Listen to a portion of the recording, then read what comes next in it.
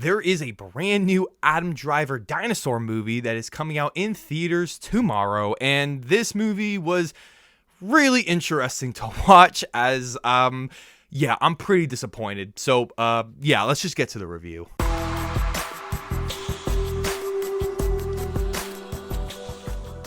Welcome back, film fans. It is Brad from Let's Be Real Brad, and today in the channel, I want to talk to you guys about the brand new science fiction action thriller film called 65. 65 is written and directed by Scott Beck and Brian Woods, as the film stars Adam Driver in the lead role. This film's about an astronaut who crash lands on a mysterious planet only to discover he's not alone. So going into this film, I was really excited to check it out, as the idea of Adam Driver fighting off against dinosaurs in this prehistoric world 65 million years ago is such a cool ass concept, especially because Adam Driver can literally do anything, and the trailers for this movie actually looked really good. But one of the things that was starting to bother me quite a bit was the fact that the reviews for this movie didn't release until Thursday morning, which is never a good sign for a film. And now the film has around a 24% Rotten Tomatoes the last time I checked before, recording this video.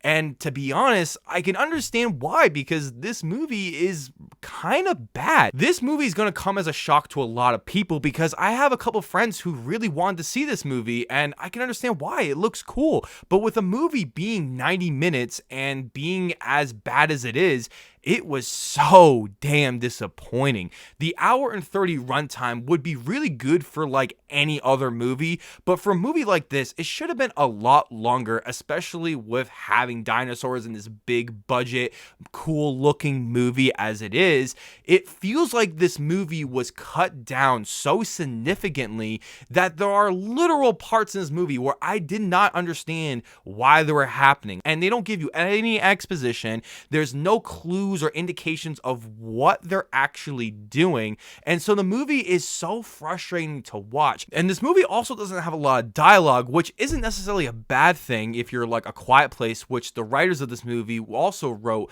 A Quiet Place.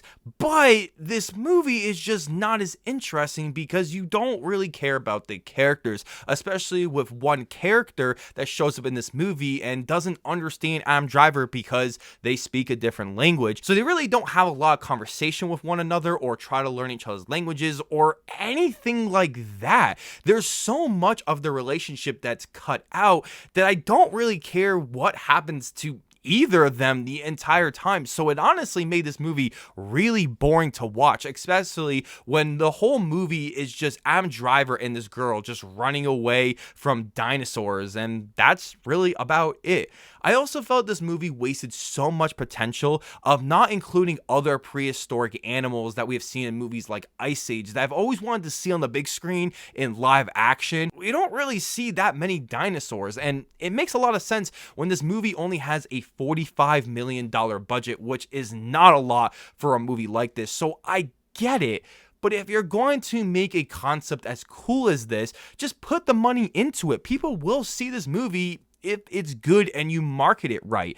But it seems like they didn't want to commit to that, so this movie's probably not going to do that well financially. I also found the performances in this movie to be solid. Like, Adam Driver is trying his best, as he is doing a lot of his own stunts and getting into mud and having it all over him. He feels like an actor in this movie, but I do feel the direction and the writing are not in his favor, and he is doing the best he can, but it is really not showing how good Adam Driver really is. Ariana Greenblatt did a pretty solid job in this movie, as she doesn't have a Wikipedia page, so she hasn't really been in a lot of movies or shows, but I think she did a pretty solid job for this movie. I also found the music was pretty solid. Like, it was nothing amazing, but it definitely enhanced some of the more intense action scenes. Surprisingly, I do have a few positives with this movie, and I think that the visual effects are really good, especially with this being a $45 million budget. I thought this movie was way more expensive because the dinosaurs looked really good,